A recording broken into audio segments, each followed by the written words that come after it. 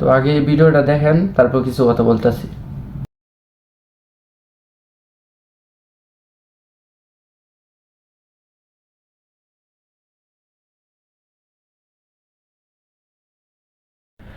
তো ভিডিওটা আপনারা সবাই দেখলেন।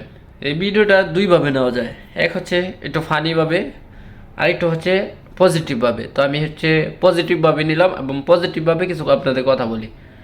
তো দেখলেন একটা মানুষ পশুটাকে মানে বাধা ছিল বা কোনোভাবে দড়ির সাথে, তো সে একটু ছুড়ে দিল, ভালো কাজ করলো, বিনিময়ে কী পাইলো? সারে একটা গুঁতা দিয়ে দিল। তো এরকম তার তো পশু বুঝে না, কিন্তু এরকম তো আমরা মানুষ মানুষের সাথে করি।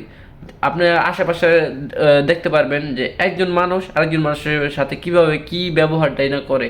ধরেন আমি একজন মানুষের ভালো কাজ করতেছি, ভালো কাজ ওই সময় তার মনে আছে যে হ্যাঁ ভালো কাজ, কিন্তু কিছুদিন পরে যখন মানে কোনো একটা ভুলবশত কোনো একটা মানে খারাপ কাজ করে ফেলবো, দেখবেন ওই মানুষটা আবার আপনার পেছনে লেগে যাবে, আপনার কোনো একটা ক্ষতি করার চেষ্টা করবে।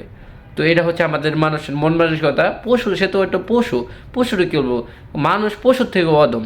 কারণ পশু মাঝে মাঝে অনেক ভালো ব্যবহার করে, অনেক পশু দেখবেন অনেক ভালো ব্যবহার করে, মানে কিন্তু মানুষ যদি একটু কোনো ভুল করে বা জীবনটা পর্যন্ত নিয়ে নেয়।